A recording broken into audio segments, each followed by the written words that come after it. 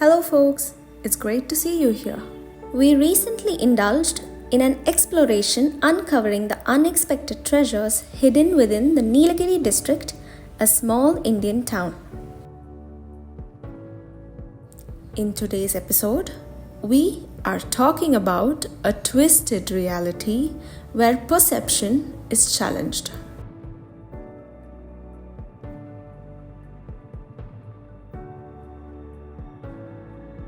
Join us as we shine a spotlight on one of these unique stories and celebrate the rich tapestry of talent that thrives in the most unlikely of places.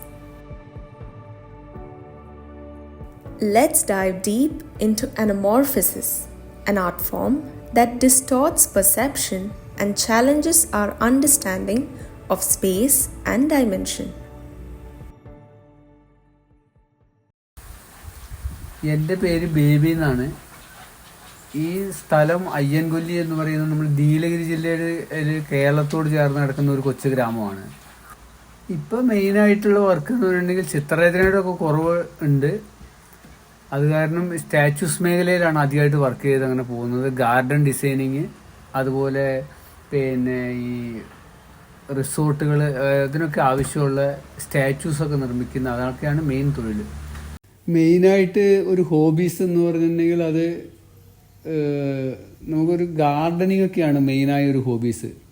അത് നമ്മുടെ വീട്ടിലാണെങ്കിലും ഗ്രാമത്തിലാണെങ്കിലും സുന്ദരമാക്കി നല്ല പുഷ്പഭംഗിയുള്ള ഗ്രാമമാക്കി മാറ്റുക, അതൊക്കെ ഒരു ഭയങ്കര രസമുള്ള ഹോബിയാണ്. അതിനോടനുബന്ധിച്ച് മെയിനായിട്ട് ചിത്രരചനയാണ് ഒരു സമയം ചെലവഴിക്കുന്നതിന് കണ്ടെത്തുന്നത്. ക്വാളിഫിക്കേഷനൊക്കെ വളരെ കുറച്ച് മാത്രമേ ഉള്ളൂ. ഞാൻ ഒരു +2 മാത്രമേ എനിക്ക് വിദ്യാഭ്യാസമുള്ളൂ. തുടർന്ന് അങ്ങനെ പഠിക്കാൻ കഴിഞ്ഞില്ല. പിന്നെ ഇവിടെ വളരെ ദൂരെയാണ്, അതിന് ഒരു ബത്തേരിയിലാണ് തുടർന്നുള്ള വിദ്യാഭ്യാസത്തിനുള്ള സാഹചര്യം. അത് അതിനൊന്നും പോയി പഠിക്കാനുള്ള സാഹചര്യം ഇല്ലാത്തതിന് പോയതുമില്ല, പഠിച്ചതുമില്ല. അതെന്താ വെച്ചിട്ടുണ്ടെങ്കിൽ എൻ്റെ ചെറുപ്പം മുതൽ ഈ സ്കൂളിൽ പഠിക്കുമ്പോൾ നമ്മൾക്ക് നല്ല ഒരു മാർക്ക് കിട്ടുന്നത് ഈ ചിത്രരചന ഡ്രോയിങ് പീരീഡുകളിൽ മാത്രമാണ് 100% മാർക്ക് മേടിക്കുന്ന ഒരു സബ്ജക്റ്റ് ഉണ്ടായിട്ടുള്ളൂ. അപ്പോൾ ചെറുപ്പം മുതലേ ഇപ്പോൾ എല്ലാവരോടും ആരാവാനാണ് ഇഷ്ടം, ഡോക്ടർ ആവണമെന്ന് പറയും, എൻജിനീയർ ആവണമെന്ന് പറയും. അന്നും എന്നോട് അധ്യാപകർ ചോദിക്കുന്ന സമയത്ത് ഒരു ആർട്ടിസ്റ്റ് ആവണം എന്നാണ് ഞാൻ പറയാറ്. അപ്പോൾ ചെറുപ്പം മുതലേ ചിത്രരചനയോടുള്ള ആ ഒരു വലിയൊരു വാഞ്ച കാരണം തുടർന്ന് കണ്ടിന്യൂ ആയ പരിശ്രമത്തിലൂടെ ഒരു ചിത്രകലാ മേഖലയിലേക്ക് വരാനും കുറേ ചിത്രങ്ങൾ ചെയ്യാനും അത് ജനങ്ങളിൽ എത്തിക്കാനും കഴിഞ്ഞു എന്നുള്ളതാണ്. ആർട്ട് പഠിച്ചിട്ടുണ്ടോ? ഇല്ല, ആർട്ട് ഞാൻ പഠിച്ചിട്ടില്ല. അനാമോർഫിക് ആർട്ട് ചെയ്യാൻ ഞാനൊരു വളരെ ഒരു 15 വർഷങ്ങൾക്ക് മുന്നാണ്, ഇങ്ങനെ ഒരു 20 വർഷത്തിന് മുൻപാണ് ഈ അനാമോർഫിക്കൽ ആർട്ടിൻ്റെ ഒരു ചെറിയ ചിത്രം ഒരു പത്രത്തിൻ്റെ ഒരു കട്ടിങ്ങിൽ ഞാൻ കണ്ടത്. അപ്പോൾ ഈ ചിത്രത്തിൽ എങ്ങനെയാണ് ഈ ചിത്രത്തിന് സ്കെച്ച് ചെയ്യുന്നത് എന്ന് വളരെ നീണ്ട കാലം അതിനെക്കുറിച്ച് പഠിച്ച് അത് ഒരേ രീതിയിൽ നമ്മളതിന് സ്കെച്ച് ചെയ്യുമ്പോൾ നമ്മൾക്കത് മനസ്സിലാവും ഈ രീതിയിലല്ല ഈ ചിത്രം ചെയ്യുന്നത് എന്നുള്ളത്. അങ്ങനെ ഒരു 15 വർഷത്തെ കണ്ടിന്യൂ ആയ ഒരു പരിശ്രമത്തിൻ്റെ ഒടുവിലാണ് നമ്മൾ ഈ അനാമോർഫിക് ആർട്ട് എങ്ങനെയാണ് ആ ചിത്രം ചെയ്യുന്നത് എന്ന് അതിൻ്റെ മെഷർമെൻറ്റ്, അതിൻ്റെ സ്കെച്ചിങ് രീതി മനസ്സിലാക്കി പഠിച്ച് പിന്നീട് അത് ഞാനിപ്പോൾ ഒരു 10 വർഷത്തോളമായിട്ട് കണ്ടിന്യൂ ആയിട്ട് ആ ചിത്രം ചെയ്യുകയും വിദേശ രാജ്യങ്ങൾ പോലും പലർക്കും ഞാൻ ആ ചിത്രം ചെയ്ത് അയച്ചു കൊടുക്കുകയും ചെയ്തിട്ടുണ്ട്. അനാമോർഫിക്കൽ ആർട്ട് എന്ന് പറയുന്നത് 20ാം നൂറ്റാണ്ടിലാണ് ആ ചിത്രം രചന ഉത്ഭവിച്ചത്. ആ ചിത്രരചനയുടെ ഉത്ഭവം എന്ന് പറയുന്നത് അത് യുദ്ധരഹസ്യങ്ങൾ കൈമാറാൻ വേണ്ടി രാജാക്കന്മാരുടെ കാലഘട്ടത്തിൽ ഉപയോഗിച്ചുകൊണ്ടിരുന്ന ഒരു ചിത്രരചനാ രീതിയാണ് ഈ അനാമോർഫിക്കൽ ആർട്ട് എന്ന് പറയുന്നത്. ആ ചിത്രം പരസ്പരം ആ ചിത്രം ചെയ്യുന്നതിൻ്റെ ഒരു മെഷർമെൻറ്റ് പരസ്പരം ആരും പങ്കുവയ്ക്കാത്തത് കാരണം ആ ചിത്രം വരയ്ക്കുന്ന രീതി ഇന്നും വളരെ സീക്രട്ടായിട്ട് തുടർന്നു പോകുന്ന ഒരു ചിത്രരചനാ രീതിയാണ്. ചിത്രരചനയെക്കുറിച്ച് നമ്മൾക്ക് കിട്ടുന്ന വായിച്ചറിയാവുന്ന പുസ്തകങ്ങളിൽ വെച്ച് KT രാമവർമ്മയുടെ ചിത്രകലാ നൂറ്റാണ്ടുകളിലൂടെ എന്നുള്ള ഒരു പുസ്തകത്തിലാണ് നമ്മൾ ചിത്രരചനയെക്കുറിച്ച് ഒരു ആധികാരികമായ ഒരു അറിവ് കിട്ടുന്നത്. അതിൽ പോലും പ്രതിപാദിക്കാത്ത ഒരു ചിത്രരചനാ രീതിയാണ് ഈ അനാമോർഫിക്കൽ ആർട്ട് എന്ന് പറയുന്ന ആ ഒരു ചിത്രരചനാ രീതി. അനമോർഫിക് ആർട്ട് ചെയ്യാൻ കണക്ക് നന്നായിട്ട് അറിഞ്ഞിരിക്കണോ? തീർച്ചയായിട്ടും മാത്തമാറ്റിക്സ് നല്ലൊരു കഴിവുണ്ടെങ്കിൽ മാത്രമാണ് നമുക്ക് ഈ അനോമോർഫിക് ആർട്ടിൻ്റെ ഒരു ചിത്രരചന രീതിയിലേക്ക് ആ മെഷർമെൻറ്റ് കൊണ്ടുവരാൻ കഴിയുള്ളൂ. അനോമോർഫിക് ആർട്ട് എന്നത് ചിത്രങ്ങളല്ലെങ്കിലും അതിൻ്റെ മെഷർമെൻറ്റിങ് രീതി ഇത് വളരെ മൈന്യൂട്ടായ ഒരു എന്തായാലും പറയുക അത്രയേറെ ക്രോഡീകരിച്ച ഒരു കണക്കാണ് അതിനുള്ളത്. അപ്പോൾ ഇത്തരം കണക്കുകൾ നമ്മുടെ ജീവിതത്തിൻ്റെ എല്ലാ തുറകളിലും കണ്ണിങ് ആയിട്ട് നമുക്ക് ഉപയോഗിക്കാൻ കഴിയുമെന്നുള്ള മൈക്രോ ചിപ്പ് ലെവലിലുള്ള കണക്കായതുകൊണ്ട് നമ്മളുടെ എല്ലാ കാര്യത്തിലും അത്തരം കണക്കുകൾ നമുക്ക് ഉപയോഗിക്കാൻ കഴിയും. ജനങ്ങളിൽ വളരെ ഒരു അതിശയോക്തിയാണ് ഉളവാക്കൽ. ഒന്നുമല്ലാത്ത പതറിക്കിടക്കുന്ന കുറേ വർണ്ണങ്ങൾ നമ്മളൊരു മിറർ വയ്ക്കുമ്പോൾ അതിലേക്ക് കേന്ദ്രീകരിച്ച് ഒരു ചിത്രമാക്കി തീർക്കുക, ഒരു വ്യക്തിയുടെ പടമാക്കി തീർക്കുക എന്ന് പറയുമ്പോൾ ജനങ്ങളിൽ വളരെ ഒരു അതിശയോക്തിയാണ് ഇതുവരെ കാണാറുള്ളത്. ഇതാണ് നമ്മൾ അനാമോർഫിക് ആർട്ടിൽ 2 രീതിയിലുള്ള ചിത്രരചന രീതിയാണുള്ളത്. അതിൽ ഒന്ന് അനാമോർഫിക് കോണിക്കൽ മിററിങ്. കോണിക്കൽ മിററിങ്ങിനാണ് നമ്മൾ ഇതുവരെ കാണിച്ചു തന്ന ആ ചിത്രം ഈ കോൺ രീതിയിലുള്ള മിററാണ് ഉപയോഗിക്കുന്നത്. ഇത് മറ്റൊരു ചിത്രരചന രീതിയാണ്. ഈ ചിത്രം എന്താ വെച്ചിട്ടുണ്ടെങ്കിൽ ഇത് അനാമോർഫിക് ആർട്ടിലെ സിലിണ്ടറിങ് മിററിങ് ആർട്ട് എന്ന് പറഞ്ഞ ഒരു ചിത്രരചന രീതിയാണ്. അതെങ്ങനെയാണ് ഞാൻ ഇന്ന് കാണിച്ചു തരാം കേട്ടോ. ആ ചിത്രം എങ്ങനെയൊക്കെ ചെയ്യുന്നതെന്ന് അതിന്റെ പ്രതിഫലിക്കുന്നത് കാണിച്ചു തരാം. ഗുണങ്ങൾ എന്താ? ഈ ചിത്രത്തിന് പ്രത്യേകിച്ച് നമ്മളൊരു ഗുണം എന്ന് പറയാൻ ഞാൻ ആദ്യം പറഞ്ഞതുപോലെ നമുക്ക് രഹസ്യങ്ങൾ കൈമാറാൻ ഇത് ഉപയോഗിക്കാം. മറ്റൊരു ഗുണം എന്താണെന്ന് വെച്ചിട്ടുണ്ടെങ്കിൽ നമ്മളെ വീണ്ടും എത്ര നേരം വേണമെങ്കിലും നമ്മൾക്ക് നമ്മുടെ ബ്രെയിനിനെ ചിന്തിപ്പിക്കാൻ വേണ്ടി ഉപയോഗിക്കാവുന്ന ഒരു ചിത്രരചനാ രീതിയാണ്. നല്ല ലോഡ് കൊടുക്കാൻ കഴിയുമെന്നുള്ളതാണ് നമ്മുടെ ബ്രെയിനിന്. അത് നമ്മൾ എത്ര ചിന്തിച്ച് ഇതിൽ നിന്നും പിന്നെ ഈ ചിത്രത്തെ വികലമാക്കി കൊണ്ടുപോകുമ്പോൾ നമുക്ക് ബ്രെയിനിന് കൂടുതൽ വർക്ക് കൊടുത്ത് നമുക്കൊരു ഉറക്കമില്ലാത്ത രാത്രികൾ സമ്മാനിക്കാനും നേടിയെടുക്കാനും കഴിയുമെന്നുള്ളതാണ്. വല്ല ദോഷങ്ങളുണ്ടോ? ദോഷമെന്ന് പറയാനില്ല, ചിത്രകലയ്ക്ക് ഗുണം മാത്രമേ പറയാനുള്ളൂ.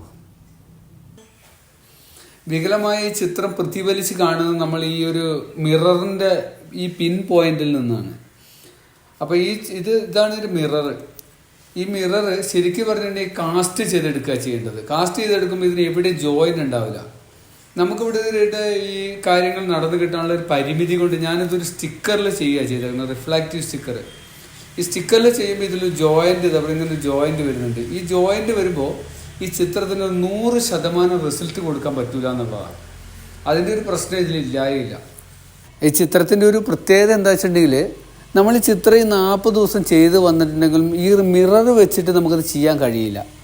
അപ്പോൾ ഈ 40 ദിവസത്തോളം ഈ ചിത്രം ചെയ്തത് പൂർത്തീകരിച്ചിട്ട് നമ്മൾ ഈ മിററിൻ്റെ കണക്കിലുണ്ടാക്കുന്ന ഈ മിറർ നമ്മൾ ചിത്രത്തിൽ ഇങ്ങനെ വെച്ച് നോക്കുമ്പോൾ അതിൻ്റെ കൃത്യമായ രീതിയിലല്ല ചിത്രം ചെയ്തിരിക്കണമെന്ന് വരികയാണെങ്കിൽ പിന്നെ ഈ ചിത്രം അതേപോലെ പ്രതിഫലിക്കില്ല എന്നുള്ളതാണ്. അപ്പോൾ 40-45 ദിവസത്തെ നമ്മുടെ ഈ വർക്ക് ഔട്ടായി പോകും. ഇത് നമുക്കൊരു സിലിണ്ടർ ഷേപ്പിലുള്ള ഒരു മിററാണ് നമുക്ക് കിട്ടേണ്ടത്. അത് നമ്മൾ അന്വേഷിച്ചാൽ പെട്ടെന്ന് കിട്ടില്ല. അപ്പോൾ അത് കാരണം നിങ്ങൾ വിചാരിക്കുന്നത് സിലിണ്ടർ മിററൊന്നുമല്ല ഈ വസ്തു. ഇത് നമ്മുടെ പുട്ടുകുറ്റിയാണ്. പുട്ടുകുറ്റിയിൽ ഞാനിത് കണ്ടോ, പുട്ടുകുറ്റിയിൽ ഒരു റിഫ്ലാക്റ്റീവ് മിറർ ഫ്ലെക്സിബിൾ മിററാണ് ഞാനിതിൽ ഒട്ടിച്ചേക്കുന്നത്. അങ്ങനെയാണ് ഒരു സിലിണ്ടർ മിറർ ഞാൻ ഉണ്ടാക്കിയെടുത്തത്. അത് വെച്ചിട്ടാണ് നമ്മൾ ഈ ചിത്രം പ്രതിഫലിപ്പിക്കുന്നത് തന്നെ. ഈ മിറർ നമ്മുടെ ഈ വികലമായി വരച്ച് ഈ ചിത്രത്തിൽ ഇങ്ങനെ കൊണ്ടുവന്ന് വെക്കുമ്പോൾ അതിലൊരാൾ പ്രത്യക്ഷപ്പെടും.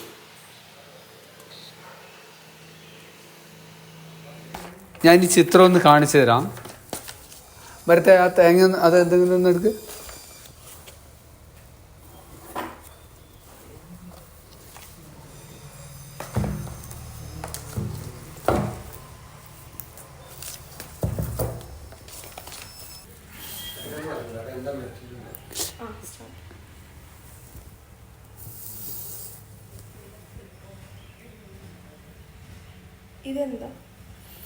ഇതൊരു തേങ്ങയാണ്. ഇതെൻ്റെ ഒരു സൃഷ്ടിയാണ്. ഒരു തേങ്ങയിൽ ആവശ്യമില്ലാത്ത ഭാഗങ്ങളൊക്കെ ഇതിൽ നിന്ന് എടുത്തു കളഞ്ഞ് അങ്ങനെയുള്ളൊരു സൃഷ്ടിയാണിത്. ഇതിൽ വെള്ളം ഉണ്ടാവണം, ഇപ്പോൾ വെള്ളം ഇല്ല, പറ്റിപ്പോയി. ഇതൊരു തേങ്ങയിൽ തന്നെയുള്ള നിർമ്മാണമാണ്. എക്സിബിഷൻ എന്ന് പറഞ്ഞിട്ടുണ്ടെങ്കിൽ വളരെ കുറഞ്ഞ എക്സിബിഷന് മാത്രമേ പങ്കെടുത്തിട്ടുള്ളൂ. വലിയ വലിയ എക്സിബിഷനിലൊക്കെ നമുക്ക് ദൂരെ നിന്ന് വളരെ ക്ഷണമുണ്ട്. പക്ഷേ എൻ്റെ സമയപരിമിതി മൂലം ഞാനതിനൊന്നും പങ്കെടുക്കാൻ പോകാറില്ല എന്നുള്ളതാണ്. ഇത്തരം ചിത്രരചനാ രീതി അല്ലെങ്കിൽ ഇത്തരം കഴിവുകളുള്ള വ്യക്തികൾക്ക് നമ്മളുടെ നാട്ടിൽ പ്രോത്സാഹനം വളരെ കുറവാണെന്ന് വേണം പറയാൻ. ജനങ്ങളിൽ നിന്നൊരു വലിയ സപ്പോർട്ട് അവരുടെ ഭാഗത്തു നിന്നുണ്ടെങ്കിലും നമ്മുടെ അധികാരികളുടെ അതുപോലെ സർക്കാർ തലത്തിലൊക്കെയുള്ള നമുക്ക് ഇതിനുള്ള ഒരു പിന്താങ്ങൽ വളരെ കുറവ് മാത്രമേ അവർ നമ്മളെ പിന്താങ്ങുന്നു എന്നുള്ളതാണ്. അതിൻ്റെ ഒരു പരിമിതി കൊണ്ടാണ് ഇന്ന് നമ്മൾക്ക് കഴിവുള്ളവരും അറിയപ്പെടുന്നവരും അറിയപ്പെടേണ്ടവരുമായ ധാരാളം പേര് പിന്നാക്കം നിൽക്കുന്നതിൻ്റെ ഒരു മെയിനായ ഒരു കാരണവും അത് തന്നെയാണ്. അതെന്തുകൊണ്ടാണെന്ന് വെച്ചിട്ടുണ്ടെങ്കിൽ ഈ ചിത്രരചനയുടെ ആവശ്യക്കാർ വളരെ കുറവായിരിക്കും. എന്നുവെച്ചിട്ടുണ്ടെങ്കിൽ ഇത് കുറച്ച് കോസ്റ്റാണ്. ഈ ചിത്രം കുറച്ച് കോസ്റ്റ് ആയതുകൊണ്ട് എല്ലാവരും അതിന് ഓർഡർ തരാറില്ല. അതുകൊണ്ട് ഇത് പഠിച്ചു വെച്ചാൽ പോലും പഠിച്ചു വെച്ചാൽ കണ്ടിന്യൂ ആയിട്ട് ഈ വർക്കുമായിട്ട് നമുക്ക് മുന്നോട്ട് പോകാൻ കഴിയില്ല. ആവശ്യക്കാർ കുറവായത് കാരണം ഇതിൻ്റെ പ്രൊഫഷൻ നല്ലൊരു നിലയിൽ പോകാൻ കുറച്ച് വിഷമമുണ്ട്. ഈ ചിത്രം എന്താണ്, ഇതെങ്ങനെയാണ് വരയ്ക്കുന്നതിനെ കുറിച്ചും ഇത് എന്താണ് ഈ ചിത്രം എന്തിനു ഉപയോഗിക്കുന്നതിനെ കുറിച്ചും ജനങ്ങൾ വളരെയേറെ ചോദിക്കാറുണ്ട്, അറിയാൻ ശ്രമിക്കാറുണ്ട്. പക്ഷേ ഈ ചിത്രരചനാ രീതിയുടെ ഉത്ഭവകാലം മുതൽ ഇതിൻ്റെ ഈ രഹസ്യങ്ങൾ ഇത് ചെയ്യുന്ന രീതികളൊന്നും പങ്കുവയ്ക്കാത്തത് കാരണം പരസ്പരം അതിൻ്റെ സീക്രട്സ് പറഞ്ഞു കൊടുക്കാറില്ല എന്നുള്ളതാണ്. നിങ്ങളുടെ ഭാഗത്തിൽ നിന്നും ഈ മേഖലയിൽ പുതിയ പരീക്ഷണങ്ങൾ നമുക്ക് പ്രതീക്ഷിക്കാമോ? തീർച്ചയായിട്ടും. ഈ അനാമോർഫിക് ആർട്ട് ഇത്രയേറെ പ്രശ്നം പിടിച്ച ഒരു ചിത്രരചനാ രീതിയാണെങ്കിലും ഇതിനപ്പുറം ഈ ആർട്ടിൽ ഒരു കുറേ രഹസ്യങ്ങൾ ഒളിഞ്ഞിരിക്കുന്നുണ്ടാണ് ഞാൻ മനസ്സിലാക്കുന്നത്. അത് കണ്ടെത്താനുള്ള ഒരു കഠിന പരിശ്രമത്തിലാണ് ഇപ്പോൾ ഞാനുള്ളത്. ആർട്ട്, കല എന്ന് പറഞ്ഞിട്ടുണ്ടെങ്കിൽ എൻ്റെ ഒരു കാഴ്ചപ്പാടിൽ പ്രകൃതി എന്നാണ് എനിക്കതിന് വിശേഷിപ്പിക്കാനുള്ളത്. പ്രകൃതി ഒരു പൂർണ്ണമായ ഒരു സത്യമാണ്. അത് പ്രകൃതി എന്ന് എല്ലാം തന്നെ പൂർണ്ണമാണ്, അതിലെ സൃഷ്ടികൾ. അതുപോലെ തന്നെ ഒരു കല എന്ന് പറയുക, അല്ലെങ്കിൽ കലാകാരൻ എന്ന് പറയുമ്പോൾ ഏത് വിഷയത്തിലാണോ ആ വിഷയത്തിൽ പൂർണ്ണമായ അറിവുള്ളവൻ, നേർക്കാഴ്ചയുള്ളവൻ എന്നാണ് ഞാൻ അതിനെ വിശേഷിപ്പിക്കാൻ ഉദ്ദേശിക്കുന്നത്. അതിപ്പോൾ നമ്മളുടെ ഏതൊരു വർക്കാണെങ്കിൽ ശരി, ഇപ്പോൾ നമ്മൾ സ്റ്റാച്യു ചെയ്താലും ഏത് വസ്തുവാണ് ചെയ്യണമെങ്കിൽ അതിൻ്റെ ഒരു പൂർണ്ണ രൂപം എന്താണെന്ന് മനസ്സിലാക്കിയിരിക്കുന്നവൻ, അത് ആസ്വദിക്കുന്നവൻ, പ്രകൃതിയുമായിട്ട് ഇഴുകിച്ചേരുന്നവൻ എന്നൊക്കെയാണ് എനിക്ക് കല അല്ലെങ്കിൽ കലാകാരൻ എന്നുള്ളതിന് വിശേഷിപ്പിക്കാനുള്ള ഒരു നിർവചനം, വായ്ത്താലി എന്ന് പറയാനുള്ളത്. Baby Daniel has been practicing this art form from the past 20 years. The lack of exposure and limited resources within a remote town confine opportunities to showcase his talent.